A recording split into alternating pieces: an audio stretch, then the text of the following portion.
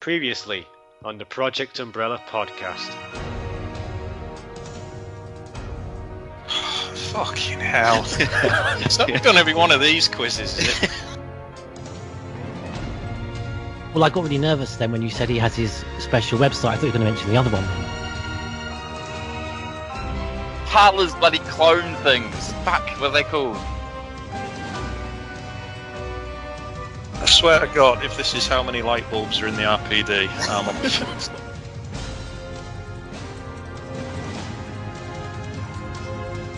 I was going to say Mendes with the beard and the grey coat, but I'll be honest, the hand dryer's thrown me. I will say now, it's not a hand dryer.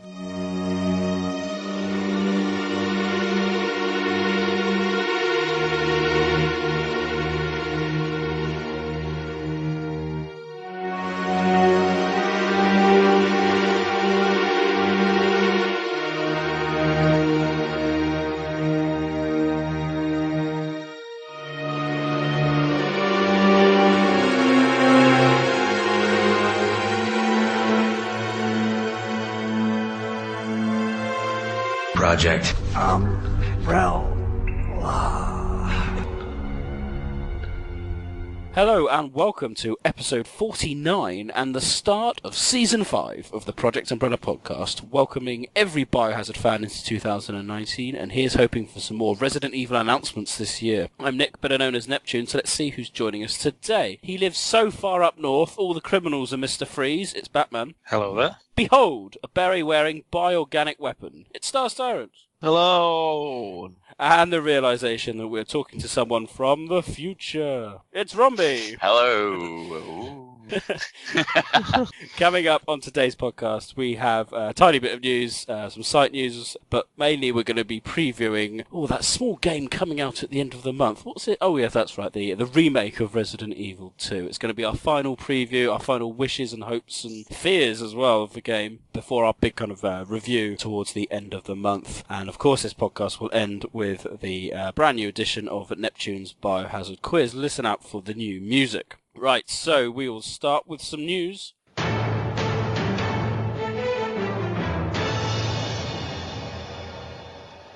There has been a dearth of news, ladies and gentlemen. The only bit of kind of solid Biohazard news, other than Remake, which we'll talk about in the podcast, has been the live-action director news. James Wan was rumoured to have been attributed and attached to the reboot of Resident Evil. That turned out to be a bit of a damp squid, and he has distanced himself from the project. Is this good or bad news? It's awful news, really. I've got a lot of time for James Wan and his horror work. It sounds like it was something he was interested in, but obviously he's attached to so much stuff. He has to pick and choose, and obviously there's going to be a lot of things ahead of a Resident Evil reboot.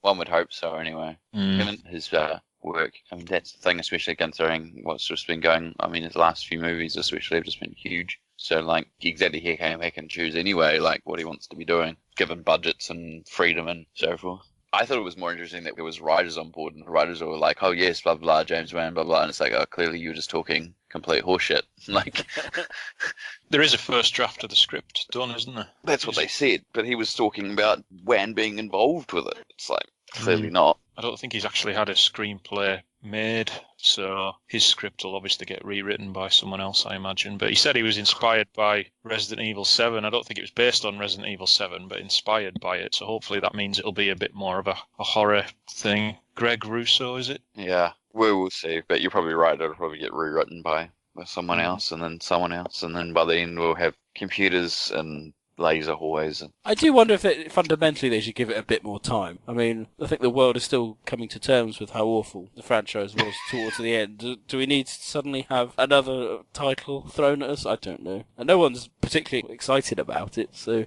No, I think that's the bigger telling sign, is that you're right. Like, do we really need...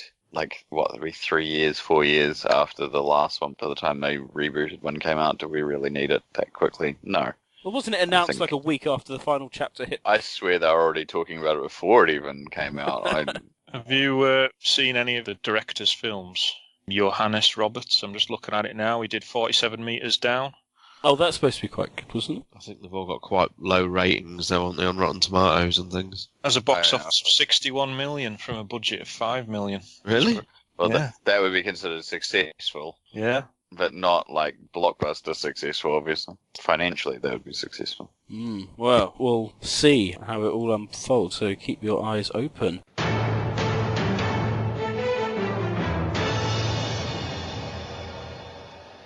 That's the end of the main news, and I'll move on to some site news, and it's just a recap of all the latest goings-on that you may have missed over the Christmas break. So the first bit, we had the Project Umbrella annual Christmas advert was released to great fanfare. No fanfare. That was swiftly blocked by YouTube of Belgium and Luxembourg. For copyrighted music, but everywhere else seems to be okay. For anyone who's unaware, it was a bit of a parody of the UK's latest John Lewis advert, the department store in this country, which they paid an exorbitant amount of money to Elton John to have his life portrayed in view. So there we go. That intertwined with a bit of Dawn of the Dead, which I thought was quite good. So It's funny. I don't know if we were talking about this, but I've seen so many people complaining about it. Oh, it's just a big promo for that Elton John movie that's coming. So ridiculous. You're not complaining about my advert. They'll complain about Yeah, the complain John about the Lewis original, yeah. God, yeah, not your. Yeah. You got comments about whether or not you're actually playing the piano. Yes, I am an expert at playing Moonlight Sonata. Apparently so, yeah. But there we go. I hope everyone enjoyed that. So the next one, obviously, is already planned out. So oh yes. So got that to look forward to. We also released on Christmas Day the 4D Executor audio and video commentary, which I think went down quite well. We're very grateful for the Selfish Gene for coming along, because he's, as I said in the commentary, he's actually been along to experience it firsthand in Japan and provided a lot of great insight into when particularly the 4D moments were coming in and how they affected your viewing experience. So hopefully it's a bit different to the other 4D experiences that you can get on YouTube about the long lost title of 4D Executor, which I think it's quite an interesting little discussion. We're also, just to follow that up, me and Jean will be doing an Everything You Need to Know video about that as well. So a bit of an interview with Jean with some exclusive photographs with any luck to add to that, so everyone around the world can see what it was like when 4D Executor was up and running. Stars Tyrant, you've been very busy twitching. Indeed. Yes. Is that a word? I'm going to make that a word. It's. I don't know. It doesn't sound right. So we've completed the refreshing versions of the Outbreak games. We had to just give them a bit of a test run first before going into online properly. There was a few hurdles we had to cross, a few seriously shocking moments of playing ability, but we got there in the end, and it ended on a really resounding success on End of the Road with Sonny Bauer and JC Wesker helping me out, and we've actually now started from scratch, and we're going to go through all 10 scenarios, and provided he can get the game working, Mr. Spencer will be our fourth man. Excellent. And a big shout out to the other players that joined you, Stars. They seem to know these scenarios inside out, back to front. Considerably better than I do, yes.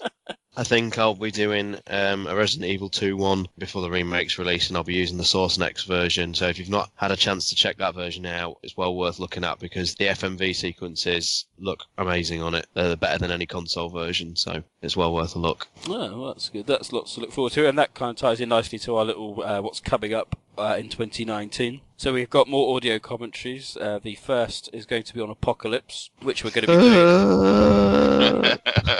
Yes, been scouring the world to obtain a copy of the DVD. It's 50 pence in the UK, which was... I was just going to say, Nick, when you say scouring the world, is that just walking over to your DVD collection? Wasn't my case, but I got a Zone 1 copy, which isn't going to be very helpful. So no, we're going to try and do it all PAL or streamed or something like that. But no, I had to repurchase that. I've got the what I think is known as the resurrected version, the resurrected edition. Yeah.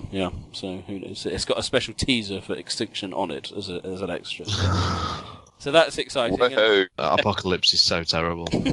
Wait until you get to Afterlife. That's the thing that always staggers me about Apocalypse is that Alexander Witt, who directed it, he's actually done some like major second unit direction on things like Avengers: Infinity War and things like that. It's absolutely crazy. The problem is, this is the thing, there's nothing actually wrong with the directorial styles of the second and the third film, to be quite honest. It's more the plot and character development, and we know who to blame specifically for that. We've got that coming up. I'm going to also be doing a everything you need to know video about 2 mobile games, Resident Evil Genesis and Uprising, with any luck. If anyone's unaware, these were mobile games specifically developed by Capcom as opposed to being outsourced, and they contain canon material. And I will say canon material with an asterisk just to caveat any dissenters amongst us. So yeah, that'll be quite interesting. I'm in the process of also looking into Gaiden, so we should have an editorial on that, possibly a YouTube video to accompany, and we're going to be doing a Gaiden podcast at some point this year. So that's exciting.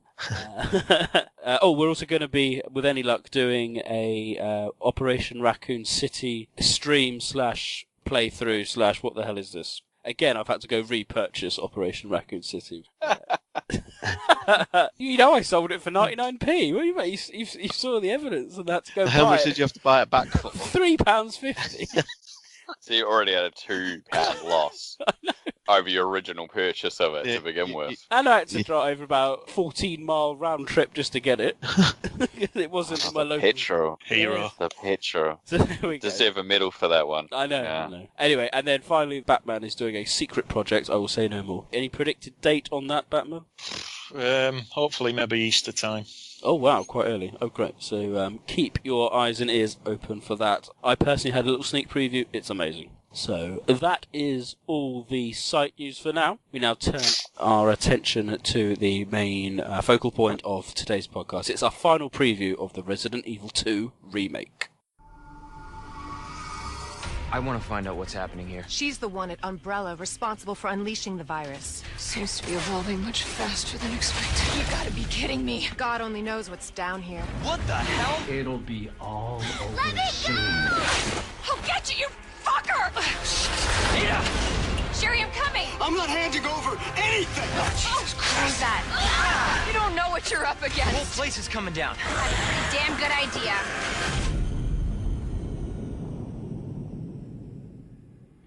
Wow. We are very fast approaching the release of Resident Evil 2. I think everyone here has pre-ordered. We are getting excited, I think. There's a lot of hype building. I know Mr. Spencer, who can't be with us today, he is very much on the hype train now. But should he be? That is the question. What are we hoping? What are we looking out for? What do we want from this game? As a kind of general overview, Batman, I know you've gone through the emotional ringer with this game since it was announced, so what are you generally hoping for? I don't know. I mean, I think I've made my peace with it now in terms of it being a reimagining rather than a straight-up remake. I wasn't attracted to the idea of it being a remake at all. I think Sean's mentioned before that as a Resident Evil game, it does look stunning, but it's the whole Resident Evil 2 aspect that I'm not comfortable with. I still, even now, don't think it needed to be done. But having said that, I am looking forward to playing it. I think the thing I'm looking forward to the most is the police station. I think the police station looks really good. The changes are different, yet at the same time subtle enough. And I'm really looking forward to spending a couple of hours just exploring it all and finding all the Easter eggs and everything. I'm not really going to get bogged down on the whole canon issues this is inevitably going to throw up, because I just don't think there's any point until Remake 3 hits. So for the time being, I'm just looking forward to playing another solid Resident Evil game, and it is going to be nice to go back to the sort of 1998 time frame where the original Umbrella was still around and all the old characters. So I'm looking forward to it, but at the same time I'm still a bit about the whole remake thing. Okay, Romby? I've been pretty happy to be looking forward to it for the last several months. I think I've been maybe the least pessimistic here, just taking it on face value to begin with. I mean, you guys, I can hear the changes. We've all gotten closer to it. Everyone's gotten a little bit more excited and kind of just made their peace with what it is. Yeah, I don't know. I'm just looking for that atmosphere. I think that's what I'm hoping for. I'm still not convinced some of it's there, but just the idea of exploring it and as we said, going back to this time frame of what it is gives certain opportunities, and I'm kind of interested to see what little surprises are thrown in, what things are callbacks and what things are, subverted almost. You expect something to happen and then they do something kind of a little bit interesting with it, because that's what even the original remake did a lot of. No, the dog's not jumping out and things like that. Yeah, exactly. Like you're expecting it, and then they do jump, but in a different way, or it's that little subversion. I'm expecting a few of those things, and I'm really interested in it. It sounds ridiculous, but like considering how much almost self-censored Resident Evil 2 became in some ways compared to like what they'd had planned. I don't know if it was a time thing, and then the later games in that kind of era, the gore factor, and this is ridiculously over the top. So it's going to be very interesting to see how that plays on sort of enemy transformations and deaths, and seeing what you can do with the zombies is pretty crazy. So I'll be very interested to see how that plays out as well. Stars Tarrant? I'm really looking forward to it as a gameplay experience, first and foremost. There's been quite a lot of footage since the last podcast came out, and obviously we've had the proper Ada reveal, so now, we know she's wearing the same attire that we're used to. She feels somewhat different, so I'm going to be interested to see what they've done with her character, whether they're going to flesh her out and actually, shed some light on, the rival organisation, rival company and that. The Mr. X gameplay, to me, looks fabulous because it feels like it's, that sort of concept perfected. My fears do come from more sort of canon areas, because I do see this, to many, this will replace the original in its canon. And as we'll go into more detail, I've come across some more sort of thoughts when I'm, musing over what I'm worried about with the project, and would not be at all surprised, and I'll go into this in a bit more detail later, I wouldn't be at all surprised if they use an opportunity like these two remakes, 2 and 3, because it's almost, we know the third one's not going to be far behind. I wonder whether they'll use these as opportunities to effectively erase things like Outbreak and Survivor from the canon. That's my sort of biggest fear.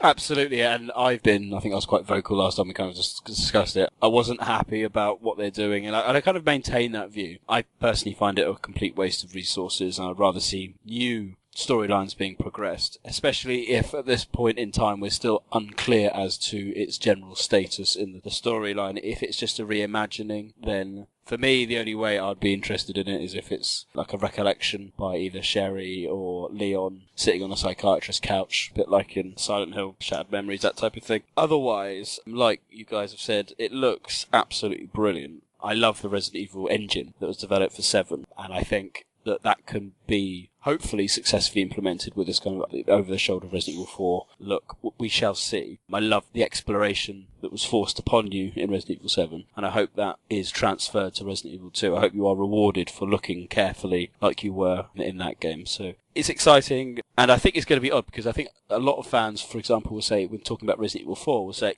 great game, brilliant game, not a very good Resident Evil game. I just wonder at this, I think they're going to say it's going to be great Resident Evil game. Just, I can feel the butt coming, and well, we'll see. We'll see how it goes. But it looks great. I can't wait to play it.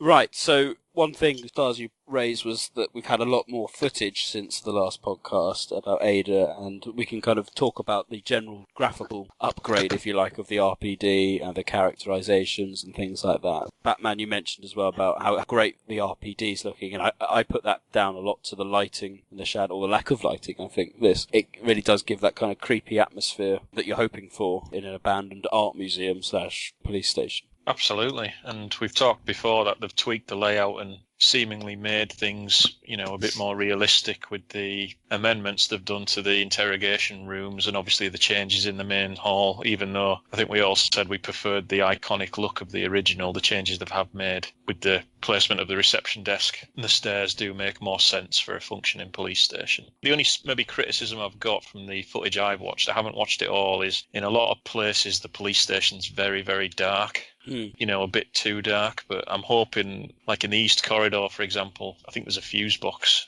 so I'm hoping you can illuminate it as you go through the game. I imagine there would be in a lot of these games now, is that you can tweak the gamma and the kind of darkness of your set of games, so I would recommend getting your picture settings spot on before you play to make sure that you get how it was intended to be. And of course, if you're playing it on an HDR console, then if it's going to be pitch black, you should be getting the proper blacks, which the HDR and the wide colour gamut can bring to your picture. So it could be something special. And did you also notice they've actually put extra desks in the Stars office? Yeah.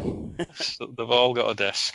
It looks. I mean, obviously we've not seen the full office. The footage we've got is very broken up, but it doesn't look like we have, unless it's a file that you pick up from a desk. But there certainly doesn't look to be one on the wall of the Stars team, which is a bit unfortunate. Someone pointed out though, there's a copy of the photo sitting in one of the photo labs. Oh yeah, tray. Yeah. Is it exactly the same one then, or have they revised it? Hard to tell because it's not high quality, but you can tell the shape matches perfectly. There's the helicopter and the people on sitting and standing and kneeling.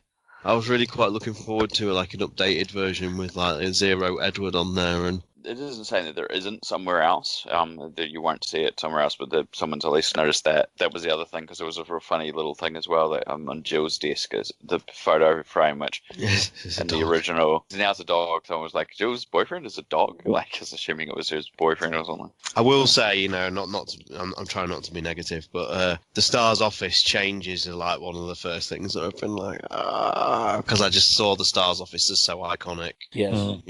I feel like they've tried to keep everything that at least seems to make sense, and much like everything else, they thought really logically, which is not just to give extra desks, but they've given, like, the captain's desk has got his own office, which totally makes sense. And the plaque is still there, and it's the traditional one. It's not even the changed one. So, like, because I think we've previously talked about this, that the logo's changed in various formats, but this is the original logo still on the wall, and Chris's jacket's still hanging there. Like, the bits are all still there, it seems. It's just someone's managed to zoom in on the wall near Chris's desk, and I think there is a marksmanship certificate on there, or something like that. Trophy or certificate. But apparently Chris's diary is missing. Oh. Again, a weird little change. It could just be somewhere else, obviously, but I don't understand why it would need to be moved.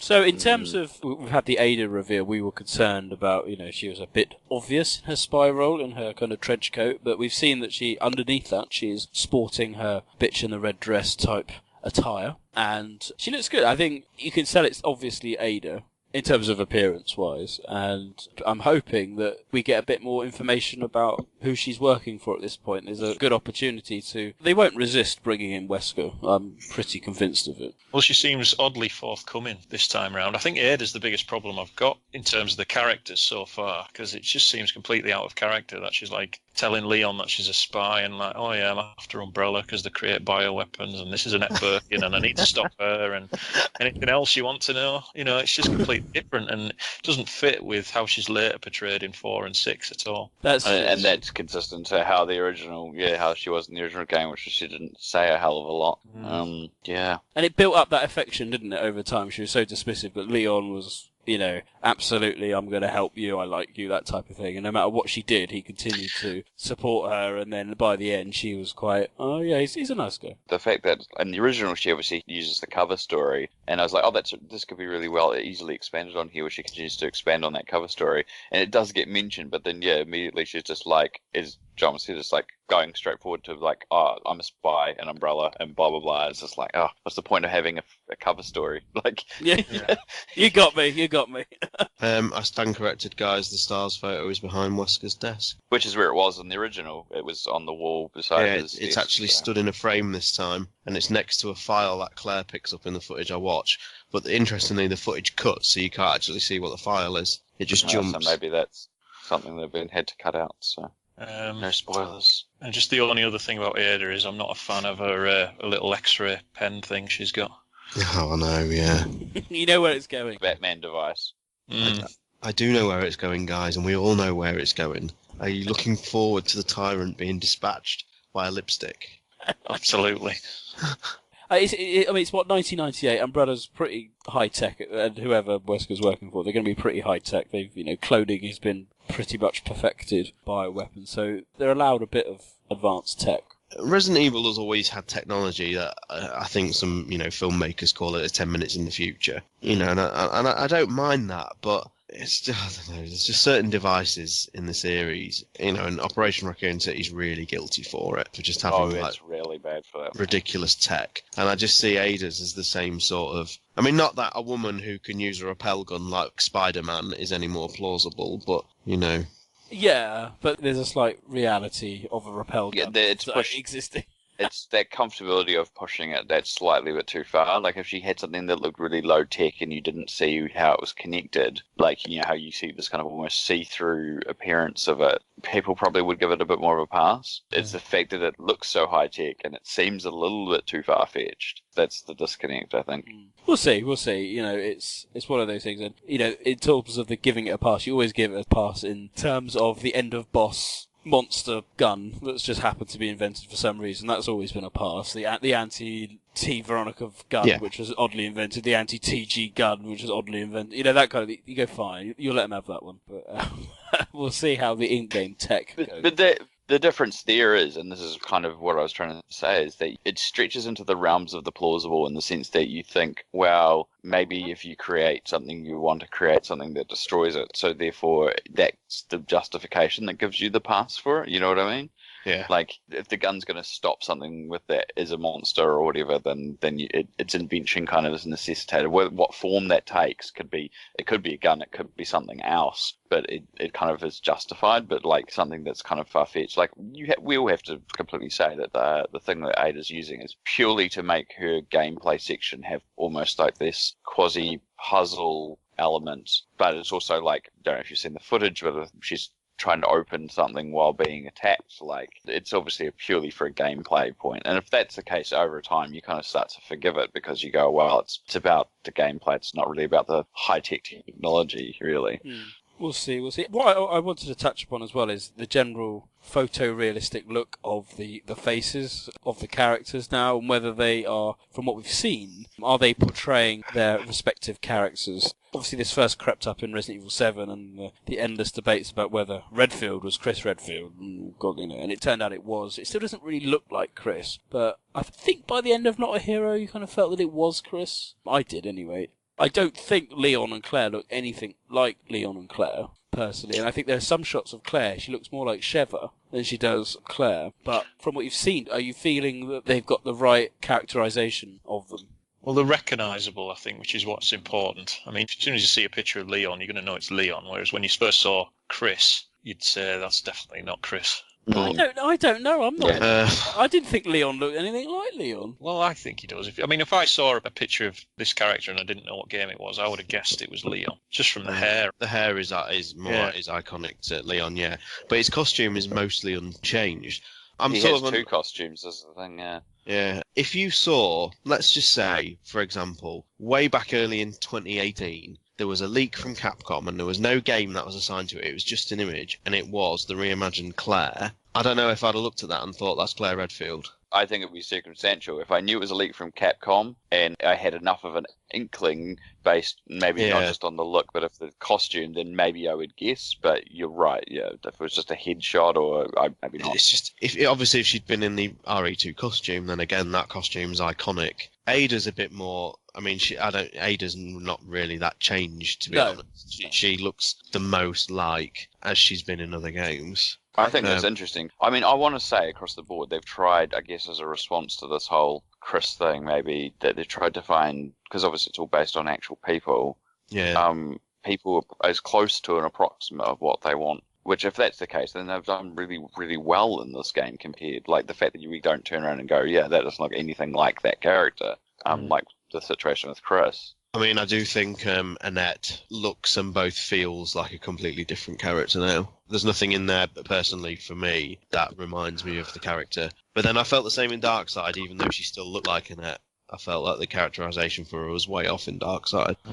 It's a big responsibility then, isn't it? I mean, you're going to be spending a lot of time with Claire and Leon. The whole point of Leon at this point in his life, he is relatively vulnerable, but he's got that optimistic streak about him. He shouldn't be anything like Chris, who's, Chris, the kind of hardened stars man who knows, he can look after himself. Leon's got to be that kind of, I need to help people and I'll do what I can. Claire's got to be brave, heroic, but also have that kind of maternal side that obviously that Sherry brings out in her, and being able to not only look after her, but, keep her safe and push forward, battling the hordes. And she's got to be horrified. And I think we've seen clips of when she encounters Birkin, the G creature. She's looking that kind of, oh my god, this is outrageous. But I'm hoping they get that right, because it's important, how it then plays out later in the series, because Resident Evil 4 Leon is very different from Resident Evil 2 Leon. Yeah, but Claire's always worked because they've always managed to play on that maternal side of it.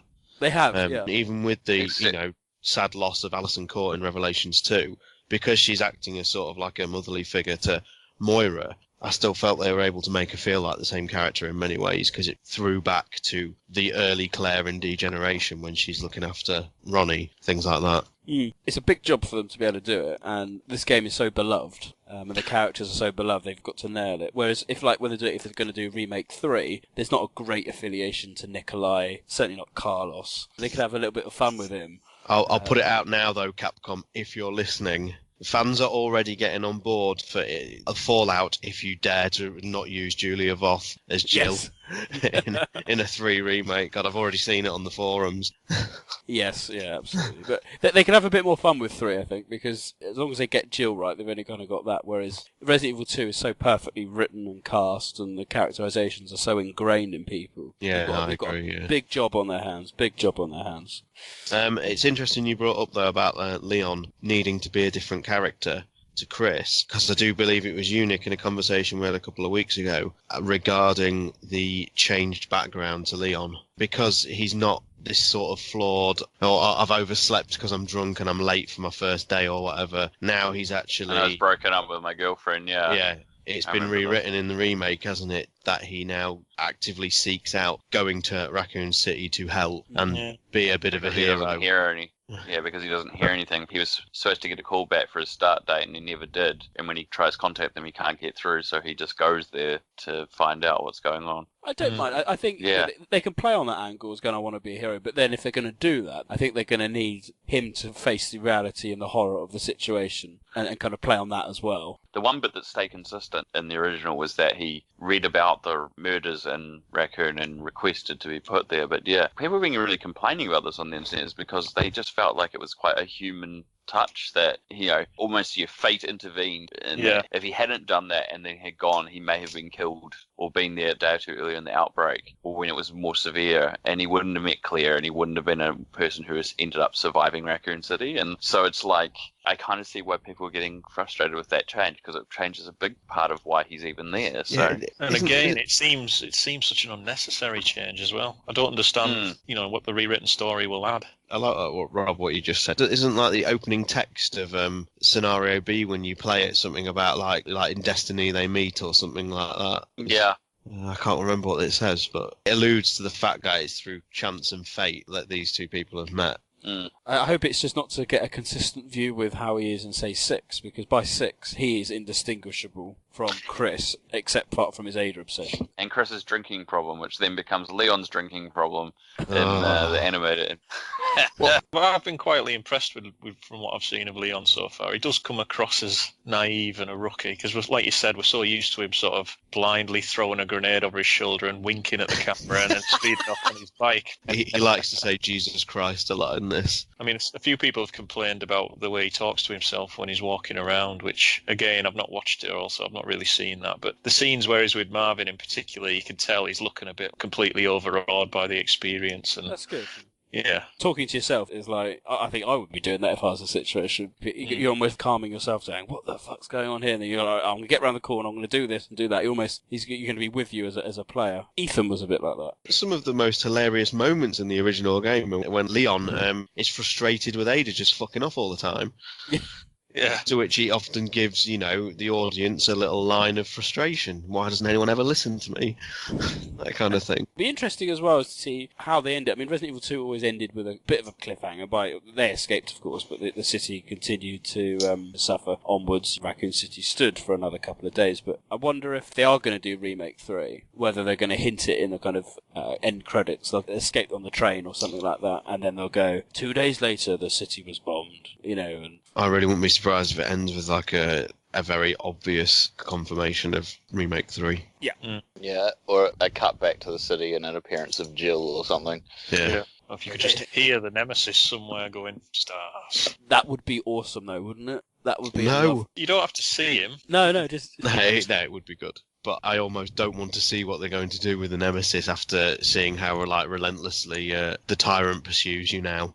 If you've got the fucking Nemesis running after you around the station like that, it's going to be mad. You were spot on, Rob, with the achievement for knocking his hat off. I knew it. I'm still totally keen for hats on all enemies. I really am. I think if you can have it on him and you can knock it off, bonus mode where every enemy appearance has a hat on it would be hilarious. That's my biggest hope for the series. That's coming. It's to be rolled out across all games. Well, we will say then, aside from the silly hat on the Tyrant, I think the gameplay for the Tyrant looks magnificent. Yeah. This is everything I ever wished for in terms of like how good they could have a pursuer enemy. The fact there's now no loading times between doors and it's just a relentless thing that's like ever present, and it doesn't look like it's outside of its initial arrival, which is very near the helicopter crash. It looks like it's just always there in the station and you have to like lose it and like almost throw a dummy and then run out a different way and get back to it. But I mean, there's just something incredible. A couple of the videos show you like Claire doing a puzzle or whatever, and then you can hear the Tyrant like upstairs stamping around, getting closer and closer, and then like you turn around and he's just in a corridor in the distance, just coming towards you. And this is just, if it's done right and if it's done as well as it looks in this footage, it's going to be magnificent. Yeah, it'll probably put the Ushtanak stalking to shame, and you don't need to be. Totally. 20 times the size, being able to jump from helicopter to helicopter, to be a pursuer of fear and dread. Mr. X is going to pull it off, I think. I remember when Resident Evil 6 was announced and they said there was going to be, big differences between the campaigns, and they made it sound like Ushtanak was going to pursue you through the entire game. Like it was just going to be like an ever-present enemy that if you loitered in an area too long or whatever, he was going to turn up and he was going to chase. And that's how I thought they were going to differ Jake and Sherry's campaign. This looks like it's that idea finally sort of perfected. There is just something about you're completely distracted with whatever it is you're doing, and then you literally just turn around and he's just fucking there, coming down a moonlit corridor, just stomping away. All you can hear is like the shoes hitting the floor. It's really good. The look of him like climbing in through doorways, popping a door open, and then he has to like shrink himself and underneath to get through if he doesn't smash his way. I was just like, whoa, okay, that's pretty cool. Like just that. He shoves zombies out the way as well. If a zombie's in the way, he'll just literally just push it and it'll like hit the wall. I just hope he doesn't turn up too early and he's not too relentless, because I do want to spend enough time, exploring. I don't want it to spoil the sort of, because you're always running to run away from him. Yeah, I agree with that. One of the videos I saw too, of shunting zombies, is quite impressive too, which is kind of a little bit of a little side trick by the looks of it, is that obviously a zombie had attacked. I think I was doing a video of Claire jammed a grenade in the zombie's mouth, but then not detonated it. And then he came down and he smashed the zombie in the wall, and the grenade detonated, and it knocked him slightly back, like he wasn't expecting it. So because he was walking past as it detonated, which was really cool. I was like, wow. I wonder if they'll implement something like Madhouse mode, and he can then pursue you everywhere. But that there could be some restrictions, like with Jack in the Baker house, because I think in Madhouse mode he could come into everywhere, whereas I think in all other modes he didn't. He stopped pursuing you. Definitely, yeah. They definitely announced as a harder difficulty mode, so I wouldn't be surprised if that's one of those elements of it. Definitely. He does look good. We haven't seen actually many other BOWs. We see the videos of Birkin. I'm not quite convinced on Birkin battles just yet. It looks a bit formulaic. That would be a real stark contrast to, say, the Tyrant battles, which could be very unpredictable, and every time you play it, you're going to have a different encounter. You might have a famous moment where you're on like one ammo and one shot knocks him off the balcony, or I don't know, or something like that, and you'll remember that, and that'll never happen again to you. Whereas the Birkin fights do seem a bit. They're a traditional boss fight, aren't they? They are. But I'm hoping it's not too obvious. People were thinking that the G monster that was in the they thought it was a new one, but it's clearly just a reimagining of the one that's in the original, because it spits out the same little parasite things. And that was a bit shit in the original, because you just sort of stood there and shot it, didn't you? There was no tactics to it. No. If you've got the Magnum by that point, Leon, haven't you? And you can just shoot it 5 times stood still. The worst one was fighting Birkin's form in that room with the pipe. Like he could just pretty much kill you in one shot, really, if he got anywhere near you. I think the sewers look quite good from what we've seen so far. They've definitely had the chance to expand them, yeah. One of the videos I've seen, you get a very quick glimpse of the giant alligator. You just see it moving through the tunnels in the distance, and it puts its shadow up against the wall. looks really good. Do we know if the Ivies are coming back or have they been removed entirely? Did I read something? There was an interview saying they've been removed because they were a bit too unrealistic. Because one of the big themes about this remake is they've said that they want to try and make everything a bit more realistic, which is good because, you know, if it's believable, it's more terrifying. I've seen contradictory statements about that because I saw the fact that they've been removed because of that realism thing, but then I'm sure I read somewhere else that they've replaced them with something that they think is more realistic. So I don't know. But then or they've reimagined them in a new form. Possibly, but then they've also released in a recent interview where they've said there's basically no new BOWs in the game because they want to make it as authentic as possible to the original. Yeah. I'm surprised they've not taken the opportunity to put something like the Gorilla Man or the Spider-Man in from 1.5. Well, apparently it's just the shooting range, isn't it? But it wouldn't surprise me if there's a few more 1.5 elements in there. It does seem odd, though. Obviously, the Elsa costume. Yeah. And Ada's coat. I get what they're saying about the plants. They do come at a bit of left field. But there's precedent. Obviously, they're kind of based on a bit of BOW data from Plant 42, which was a mistake, a secondary infectant. And, there's always been plants in Flashback, as Sean Hugh discovered recently. And then in Dark Side Chronicles, of course, they continued with the IVXY. So there is a bit of a progression, if you like, with plant-based BOWs. Yeah, but then you could argue that it was the original Resident Evil 2 that kicked that all off, because I think in the first game, Plant 42 was portrayed as more of an accident, wasn't it? It was, yeah. It was, yeah. Whereas the Ivies were BOWs, and then it just got a bit silly with the T. Veronica virus and the plant DNA and all that stuff.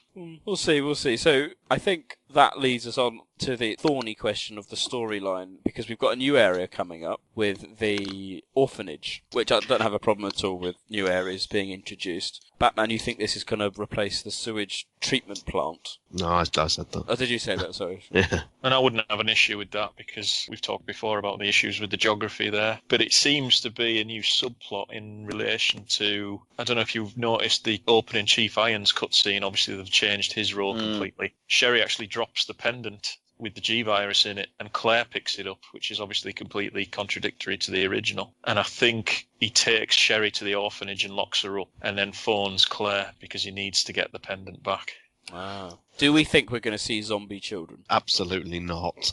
Why introduce an orphanage then? There was that one shot in one of the trailers, wasn't there, that looked to be a Ringu-esque girl with long dark hair. It's Evelyn being hinted at early. Yeah. I mean, I know, like, I've raised a few issues with the more sort of adult nature that they've gone for, particularly with the series has always been adult, but the seriously darker side they're portraying of Brian Irons this time. Just look at some of the detail in the files. I'll not repeat it here, and his sort of willingness to unleash violence upon Claire, which is very different from the original. I don't think they would do zombie children. I don't think they would have players shooting zombie children. With the era we're living in at the minute, I just don't think Capcom would want another Resident Evil 5 on their hands, albeit in a different way. Yeah, I just think though, if you're told as a player you're now off to the orphanage, I'm going to be playing it going, I'm going to be coming up against zombie children here.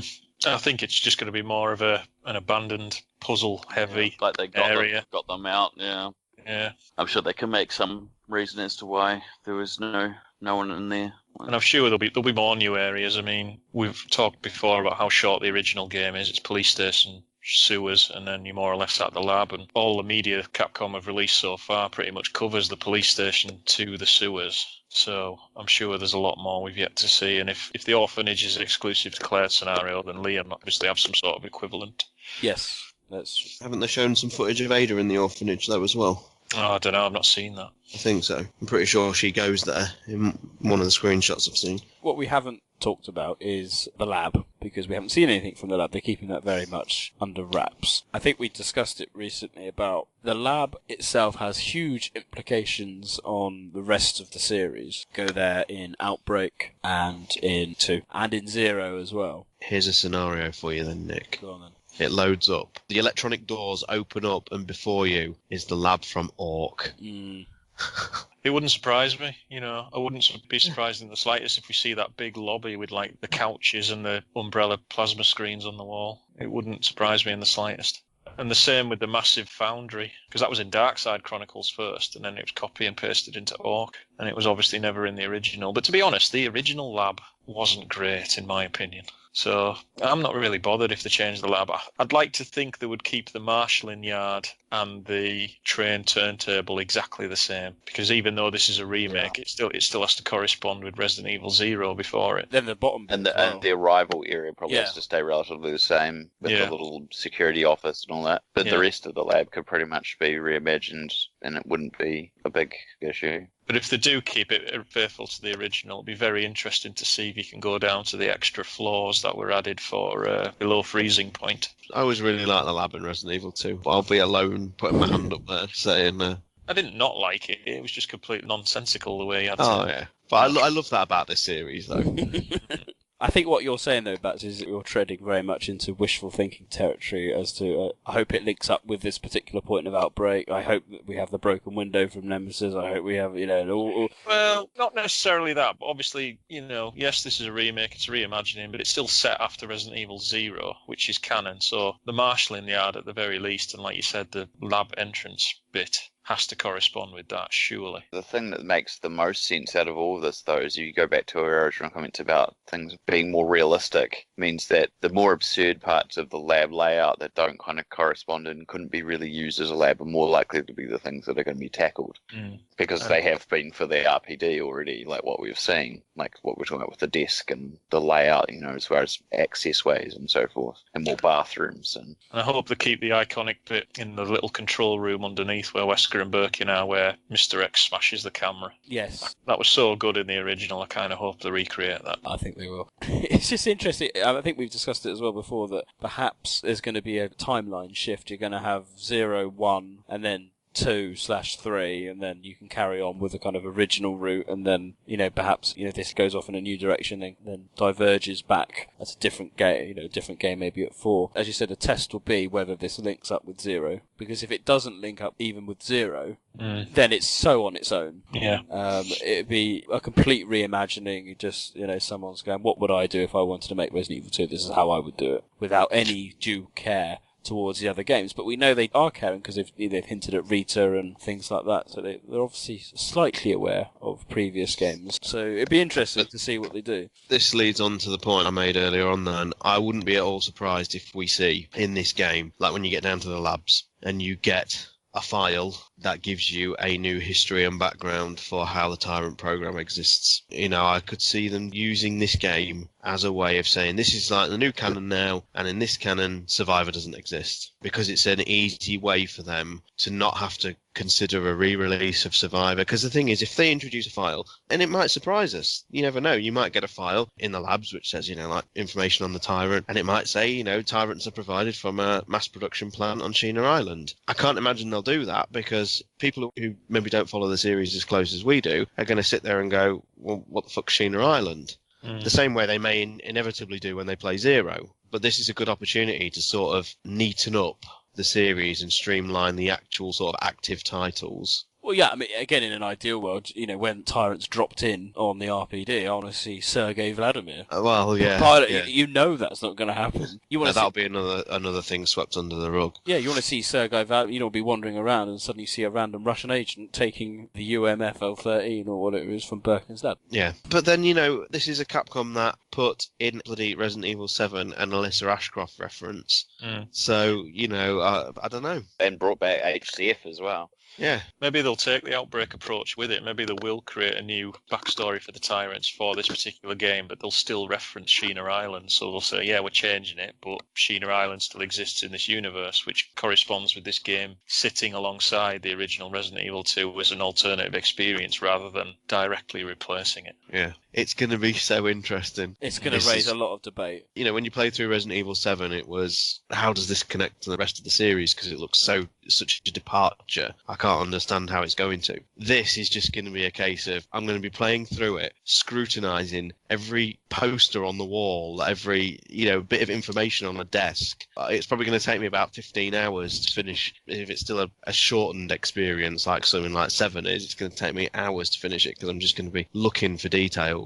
Well, 7, you could spend hours just wandering around, seeing what you can find. I felt you were rewarded in doing so hopefully that's replicated. I think you'll know quite early on whether this is canon. I think we'll have a similar experience to Orc, when we weren't quite sure when Orc came out whether it was canon or not, but you knew quite quickly that this wasn't going to correspond with what we knew. So I think we'll all have that experience relatively soon in the game. And then that will be fine, because then you can just go in and just have a blast and enjoy it and go, okay, well, let's see what's going on. I'll think about it afterwards. I just want to do the experience. So. Well, to be honest, I'm not so sure about that, because they might introduce new things in this which contradicts what we know about Resident Evil 3, for example, but we know the remake in Resident Evil 3. And we mentioned off air that they'll probably make even more changes with that, because Resident Evil 3 is a very, very small game, and the only sort of plot point of note is Raccoon City gets destroyed, so they can pretty much do anything with that. As they did in Umbrella Chronicles. Yeah, so I'm not sure we will know if this will break canon or not until Remake 3 is available. Here's a question I've pitched to you guys. We'll just say there's not actually been any confirmation anywhere that 3 is on the way, but we know it is, you know, if that's what we're trying to say. It's inevitable at this point that it will be in production, albeit even it might only be in the early stages or whatever. We know. But how far do you think this remake train is going to run? Because once 3's done, I hope they've got that out of its system now. Because the way I see it is Code Veronica has been imported to the framework engine for the 360 and PS3 release. So there's no reason really why that can't be reintroduced for modern day formats. It could even have a PC release with the framework engine. But where is that line drawn, that magical line? Because at some point, with Resident Evil 3 having a remake, that now means that in a sense the entire series is future-proof to be released on all the numbered series, the Revelation games and that. They're all in that sort of state now where they can be re-released in future formats indefinitely. But the fans, and I know the fans and their demands, I just get the feeling that once 3's out of the way, they're going to want a Code Veronica remake. And then we're going to want a Resident Evil 4 remake. And then we're going to want a remake of the original but done in the style of Resident Evil 2. How far do you think this remake train can run? Because I just want to get back to the new numbered titles or a Revelations 3. Yeah. I don't think it'll go past 3. I don't think they'll do Code Veronica. I don't think Code Veronica is popular enough, because Resident Evil 2, everybody loves it, and you know, for whatever reason, people want it to be remade. Whereas I don't think Code Veronica, even though it was generally accepted as a good game by the majority, I don't think anybody, you know, really pines for it to be remade. It didn't help that it was Dreamcast exclusive for quite a while, and so most people just went, oh, well, it can't be that important if it's only on Dreamcast. And gradually it became a bit more aware within the community. I don't know if I agree with that at the time. People were pretty hyped about it. It would have convinced some people to pick up a Dreamcast, but you're right in the sense that there were some people who were like, I can just wait because it's probably going to get ported to PS2, and it did within 18 months. Less than 18 months. It was a big triumphant return of Chris and Wesker, and it was a big deal. Like, it wasn't a small thing, but yeah, I'm kind of in the sense that I understand what's being said, which is that I don't hear a lot of people like. I've definitely seen people say, "Oh, maybe that would be the next remake if they're going to," but I'm not sure people really need it or want it. Like they were clamoring on about the remake for 2, and a remake for 3 continuing just seems to make sense progressively, just because it's then the only title that hasn't got a modern equivalent. So and everyone seems okay with that because it's going to use the same engine and it'll expand. It means they can build these 2 games. I mean, they might. You know, we were talking about this before. Maybe we'll understand that there's a little bit of more links that they've put in that will tie back to a remake of 3 that they've already thought about. Who knows? We've joked about it, but like, you know, if they're going to remake something like Survivor and make a new version of it and then expand it, then I'd be okay with that. But I'd rather otherwise, see new games. If 2 and 3 are successful, which they're going to be, I can see them thinking about Outbreak and doing it properly. See, I'm not as enamored with Outbreak as you guys, but I could see the opportunity of doing an Outbreak-esque game in the same concept of Raccoon City and doing a new take on it, but basing it around the new versions of RE2 and RE3. I could see that. But again, which is less of a remake at that point and more, again, of a reimagine. Yeah. Or just a new title. And I'm okay with that because it's a new title. But I don't know. I don't think anyone's affiliated towards the Outbreak characters per se, but you know, they're not supposed to be important characters. Just every day. Yeah, that was the whole point. That was supposed to be. So, but survivors of Raccoon City. I still think if they announced, we're going to do Resident Evil Online, whatever you want to call it, there's 20 scenarios you can all play with your friends. Remember Outbreak? Yeah, it's like that, but like properly working online. I think people will get quite excited. We'll see. So I don't know. I'm still very much on the fence with regards to the story and its involvement. I mean, the only way we'll know for sure is if they introduce a completely new plot element for Remake 2 that is then followed up on in Resident Evil 8. That would really annoy me, because then you're basically ignoring huge amounts of good quality canon. I mean, if they obviously do a new Wesker's report or something, then they're obviously going to use footage and events from the remake, aren't they? but Yeah. that still doesn't necessarily mean the original is irrelevant. Capcom are notoriously poor at saying what is canon, what isn't canon, and they change their minds, whatever. I don't know if they're ever going to come up to that position and do a Wesker's report and say, well, this is the story now, because they've never done one before. Why would they start it now? I wonder if we're going to have to apply the same sort of rationale that you do with the Chronicles games, where, like, if Remake 2 gives you, like, the full Ada backstory of what was going on in 1998 with her character, then obviously that becomes a sense of canon. Yes. Because we've got nothing to contradict it, so you can assume that that is right, but then there might be things in the game that's in Remake 2 that's so contradictory, you sort of say, well, I have to go for the original in that respect. Yeah. Or the one that's the least contradictory, yeah. Yeah, and you could have a real headache on again, like we had with Umbrella Chronicles, and in the end, the community sort of made up this rule, didn't it? Whereas if it's a representation of an original game's event, you ignore it. If it's original to that game, it's canon. Yeah, like a good example could be, like, for example, if you found out that the rival company that Ada works for or whatnot is actually just called HCF. We know it stands for Hive Capture Force. We think it's their private army. I don't think it's ever really been confirmed, whatever. If the name of the organisation that she works for is HCF, that's really good, because that fills in huge blanks in everyone's timelines. And you'd be like, I want to keep that, but you don't know.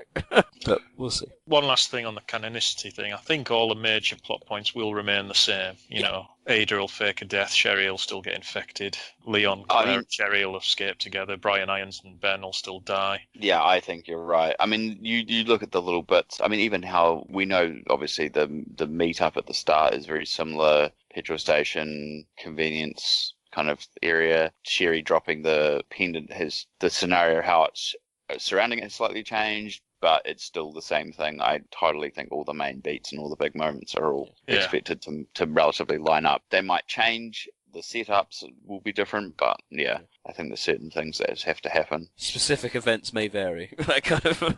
Yeah. We'll see. I think I'm going to really, really enjoy this game. I think it's going to be brilliant fun, and I'm hoping I have that feeling that Resident Evil 7 gave me of I don't really want to play it because I know I've not got a lot of ammo. I don't really want to go to the guardhouse type area. I don't, in Resident Evil 7, I don't really want to go outside because I think I've seen Marguerite wandering around there. That kind of thing. So you're talking about that level of dread. That's the Resident Evil that I grew up on, absolutely adoring. And not I wish really it was in VR. I was going to say that, actually.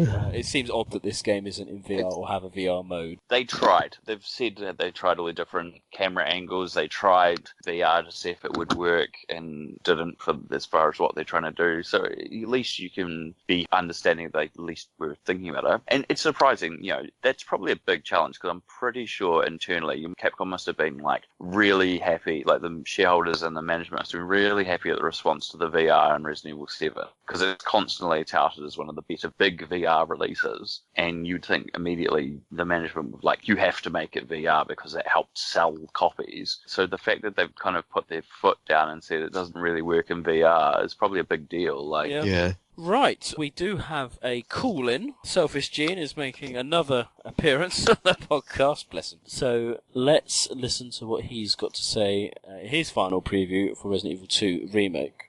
Hello, Project Umbrella. I just thought I would call in and let you know my thoughts on what I've seen so far of the Resident Evil 2 remake. Make a few predictions before we get the game in our hands in about 3 weeks. So personally, I've looked at very, very little gameplay footage. I know a lot of it's come out of the Leon demo and then later the Claire demo. I think I watched sort of the first few minutes, pretty much only up until Marvin in the Leon game. Yeah, really nothing beyond that. And then the Claire footage I've seen, I think, when she's in the mortuary and when she's being chased by Mr. X, but really nothing beyond that. I've seen a few screenshots of the new orphanage area, sort of that lot of press shots that came out, and I'm sort of keeping myself quite naive to what they might put in the final game.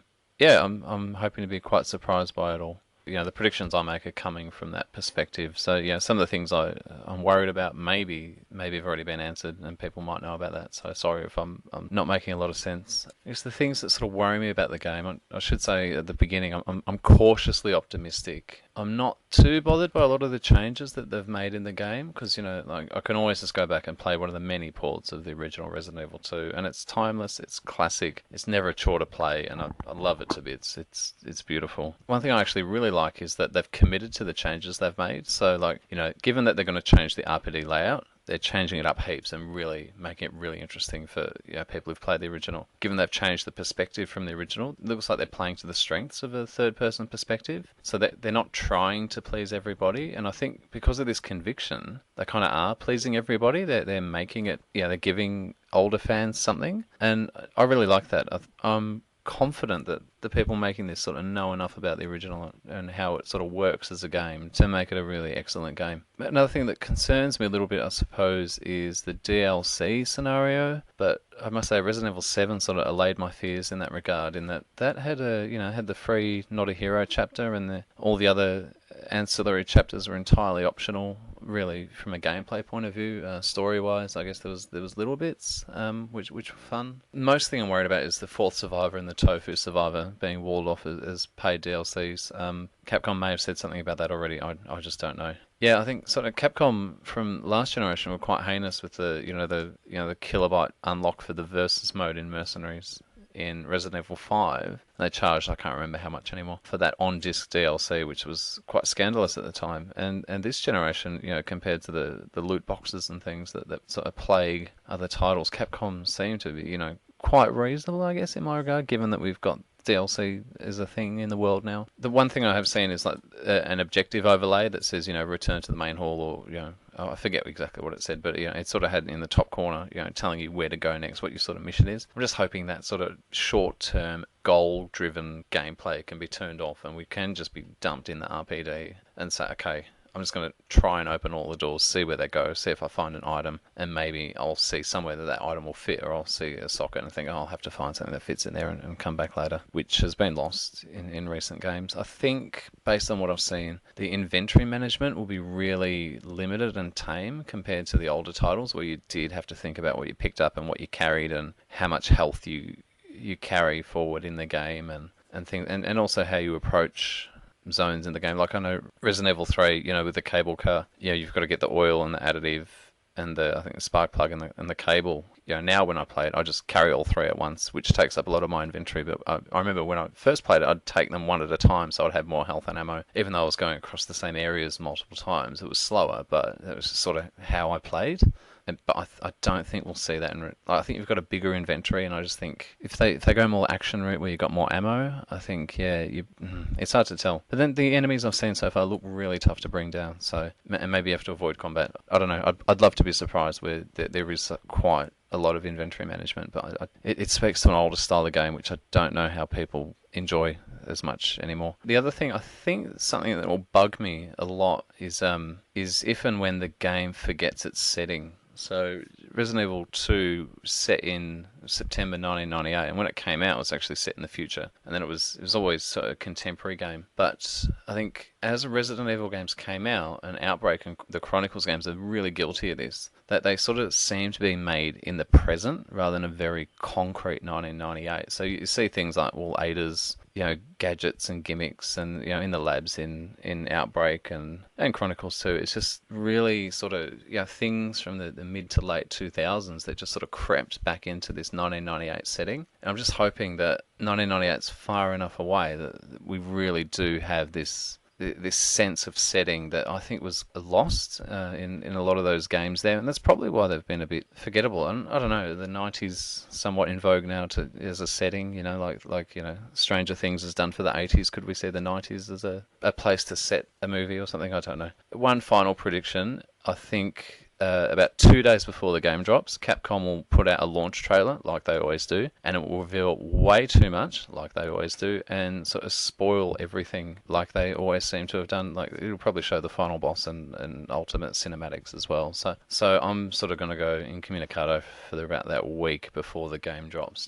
I don't know. Capcom set up all these mysterious things like Resident Evil 5, the intrigue with, you know, Jill being dead and stuff, and they just undo all their good work 2 days before, like that. They just can't wait, and I don't know why. They always do it. Well, they have for the last at least 10 years since Resident Evil 5. So yeah, I'll be tuning out for a little while. I'll hopefully get some solid hours in, and tell you what I think about it once I've played it. Thanks very much, guys. Some really, really interesting points here. It covered quite a few. We haven't touched on, not necessarily DLC, but the Hunk and Tofu, the Hunk and Tofu side missions and their proximity to the game. Or anything else, that they may have added in too, because I suspect that they will take the opportunity to add those and maybe throw in a few other random things. Well, I think there's been numerous sources which say the Hunk and Tofu games are in there, and I don't think they're behind a paywall. Okay. So there's that at least. So far, the only DLCs have been the bonus weapons, bonus costumes, and this soundtrack thing that are all part of the various pre-order deluxe collector's editions, etc. Yeah, and your classic music mod.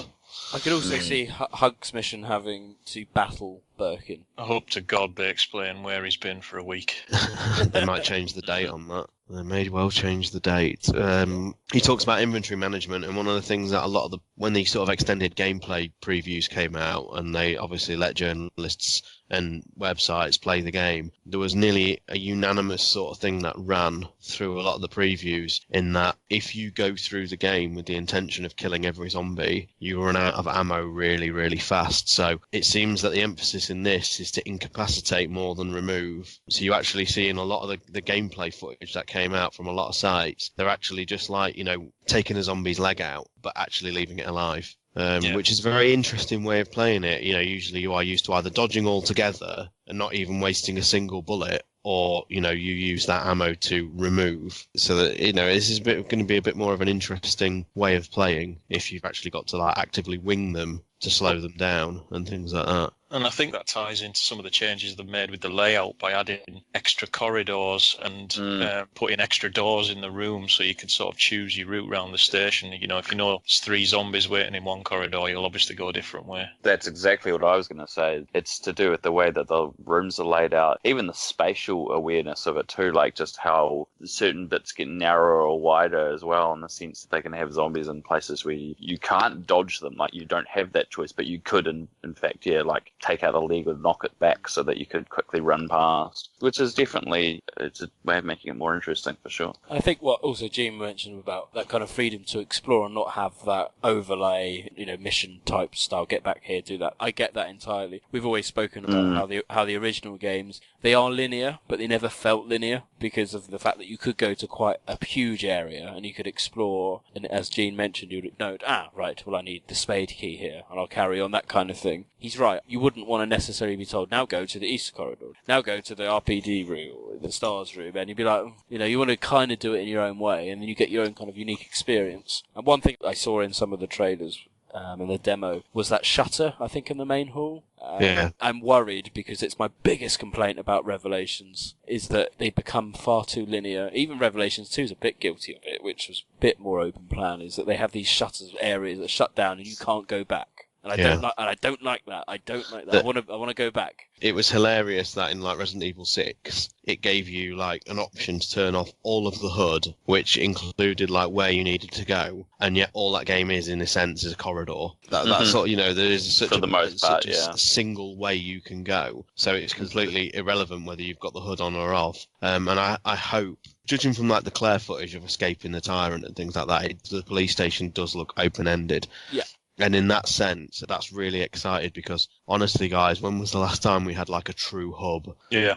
Where you have a base of operations, which is the main hall, and then you have to go, which door do I need to go through here? I've got this item. It'd be really heartbreaking for me if you get an emblem, and then the first thing that happens is somewhere on the screen appears where you need to go and put it. Yeah. It's come on, let me remember, And back in the day, it was let me check the back of the manual because I wrote it down. Or, in the notes section. You know what, Nick? That tells me everything I need to know about you. I bet you're one of those people, aren't you? I've got a pre-owned version of the American version of Resident Evil on the PlayStation. It was the only version I could find a few years ago. And some fucker has written in the manual the John Ada mole puzzle. I bet it's your copy, isn't it? I bet that's who it is. I have a PAL copy of the original, and someone's written in the back in the notes just 2 words. It just says, "Be safe." Oh, that's lovely. Do you write in your manuals, Nick? No, I don't. But I've certainly written down notes as I've played. But Not in the manual? Not in the manual. I've not. Oh, yeah, that's all right then. I'm okay with the mid ground, which is that it doesn't give you like the on-screen display telling you where to go. But if you, as the character, have come across the result of where you should put the item, but didn't know what it was and checked it, it's marked on your map. I'm okay with that as a midpoint, so that you've got that as a reminder. Was it Remake or Zero? Forgive me. If you've been in a room and there was still things to do, like a puzzle or an item, it would come up a different colour. And if it was completed... Zero does it because you could leave items, so it would mark where the items were, and the room would be a different colour. I think on the key, does it still say, like, still investigating or something like that, doesn't it? Mm-hmm. But that was always good, and on the map, the room changes colour, doesn't it, depending on once you've completed... everything in that area, or there's no further items. So that was quite good. Right, well, thank you, Gene, for that call-in. That was informative as always, and let's see how your predictions come along. And I'll be looking forward to your call-in as well. And if anyone else wants to do a call-in, please do. They really do appreciate call-ins and comments on the Facebook. Anything you want to discuss about what podcast we're going to be discussing, it's really useful just to bring you guys involved as well. So that does wrap it up. We don't want to spend too long talking about the preview because we're going to have a huge podcast, I'm sure, with Remake 2. Probably even more than one, let's be honest. We'll dedicate one to the canon of it. It could be that controversial. We'll see. So that does finish the main discussion. We'll now start Season 5 of Neptune's Biohazard Quiz. The quiz. A test of knowledge, especially as a competition between individuals or teams as a form of entertainment. Usually hosted by a quizmaster. Can I just ask, have you had all of these questions independently verified? He doesn't even know the general knowledge stuff. Why is this man the quizmaster? It's not going to be one of these quizzes, is it? I think we should get another question, John. Don't you? Already fallen into controversy. Yeah, well, that was to be expected. I'm once again, Nick is at the centre of that controversy. Absolutely. This is Neptune's Biohazard Quiz.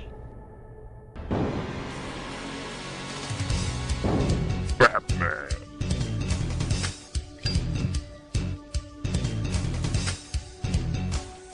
Star Tyrants. George Trevor.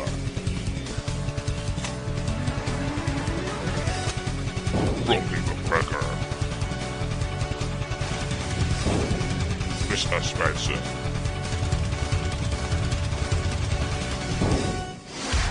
Neptune Biohazard Quiz. So welcome one and all. After the quiz-laden edition of Biohazard Stars, you'd think we were quizzed out, but alas, you're not. And I have leftover questions. Thank Christ. Oh no. Yeah. So, taken from all areas of Biohazard Stars, which I think was a universal success. I think everyone did very well. It was good fun. So everyone can clear their notepads. We have 5 questions. It's the standard format, so let's play. Question number 1. We start with a timeline question. What date did Chris leave for Europe? I think we've been discussing Chris's diary, have we not?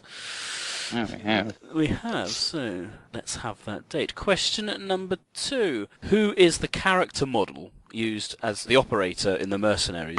Huh? Oh, yes. Yes. Yep. I know this one. Oh, good. I think I know it anyway. This could be tailored quite nicely for Star Silent. Question number 3. How do you make the pesticide in below freezing point? The Vijol. Yes. Not sure. Have you done below freezing point yet? Yeah, second one. Okay. Question number 4. What was the survival rate of the primary contamination zone seen in Umbrella's End? We're looking for a percentage. See, I have that reaction just about every single question. So when Batman gives us one like that, I know, fucking hell, this is a legitimately difficult one. I know, but I know it though, which is probably even sadder. So what was it? The survival. You said it one more time, please, Nick. Yes, what was the survival rate of the primary contamination zone seen in Umbrella's End? It's a percentage. Question at number 5. The trial refinement file from Outbreak File 2 was written by whom? The iconic file. Yes, the trial refinement file from Outbreak File 2 was written by whom? That's the 5. Oh, what's that noise? Yes, that's right. It's the welcome return of Non-Canon Corner. God. Fucking. Where, gentlemen, there is 3 points up for grabs. There we go. How well do you know your mobile games? So, can you name the 3 tyrants that appear in the Degeneration mobile game? I've never even played it. I don't even think I've watched a single bit of footage about it. 3 And points isn't it up. like a shameless RE4 clone with some Yes. really terrible airport graphics? Yes, you are spot on. That does conclude our questions. Join us after this one. We'll run through those answers.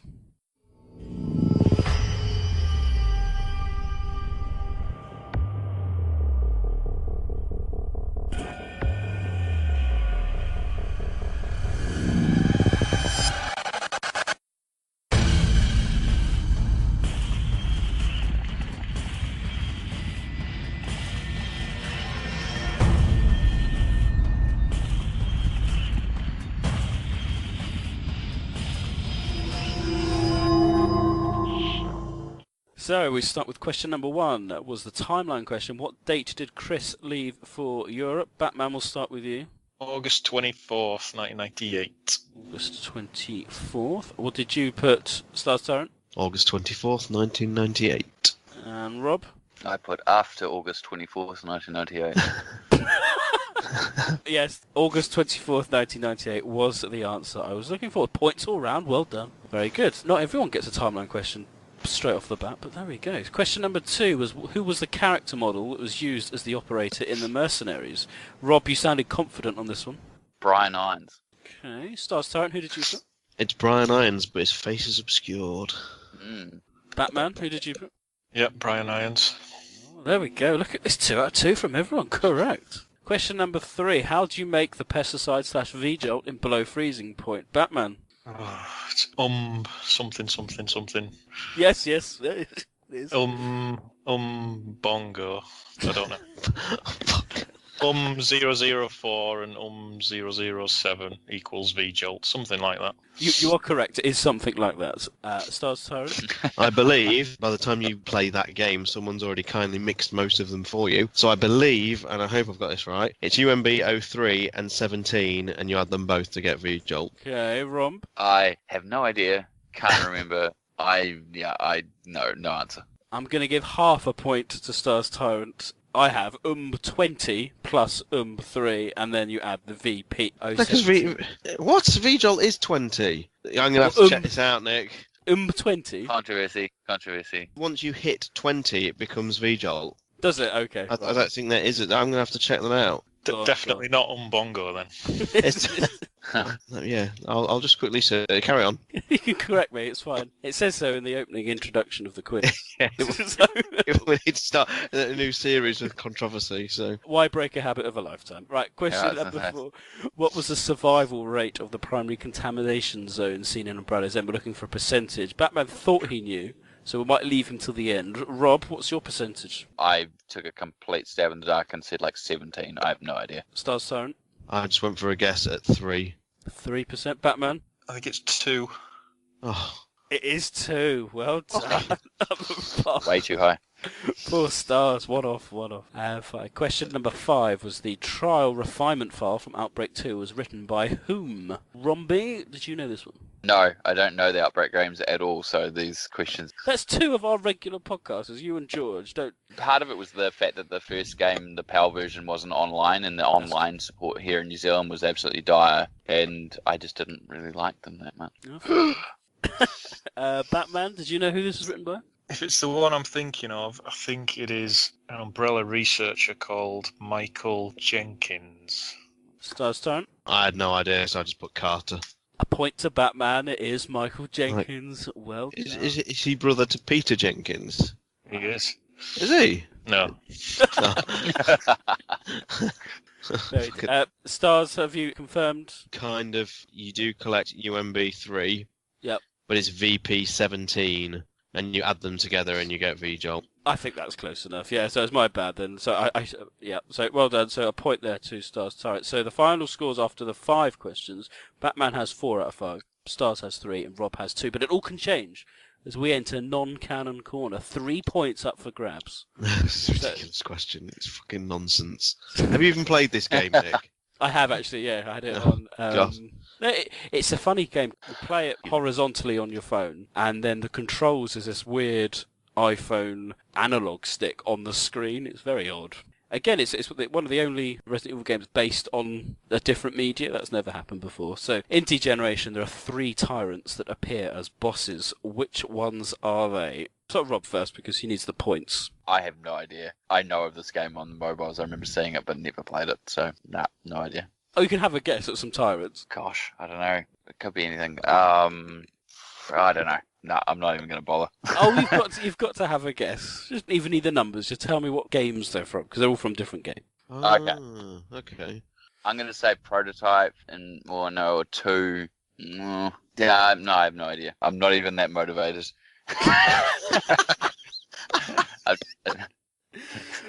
Stars Tyrant? I think then, since you've given us a clue there, I'll go for a guess. I think it'll be the T001 from Zero, the T002 from Remake, and the 087-103 from Code Veronica. Batman? I think the Proto-Tyrant is definitely in it, because I'm sure I've seen that before.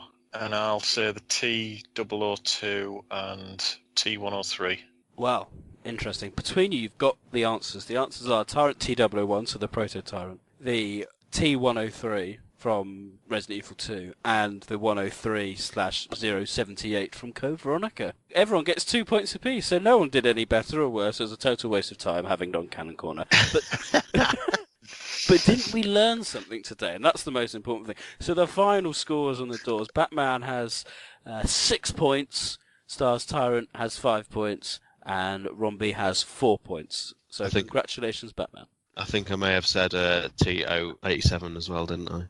I knew what you meant. So that does conclude this edition of Neptune's Biohazard Quiz. Join us for the next podcast when we'll have some more devilishly wonderful questions.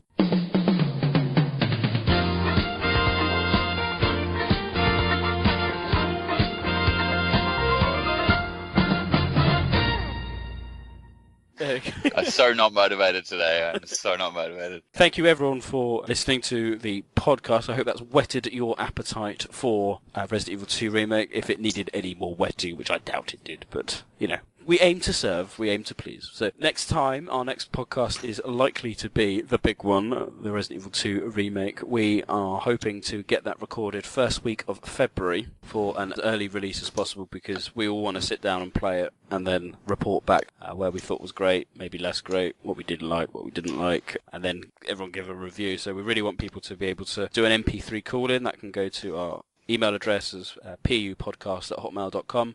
Alternatively, you can leave us a message on Facebook. We try and pick them up as quickly as possible. Or if you want to leave some comments on our Facebook, that'd be great, or in our feedback community group on Facebook. Or contact us on Twitter, which all of the ways you can get in contact with us, and any shout-outs, and you'll get a lovely mention on probably going to be one of our most popular podcasts, I would hope. So with that in mind, we've got that and Apocalypse audio commentary, just to ruin anyone's hope for. If everyone loved Remake 2, we can bring you all back down to earth with how the Raccoon City incident was played out by someone who's clearly never played the games before. Or watched the opening cinematic of Code Veronica too many times. So there we go. It is a goodbye from me, Neptune. Goodbye from me, Batman. Goodbye from me, Stars Tyrant. And goodbye from Ring Rumby.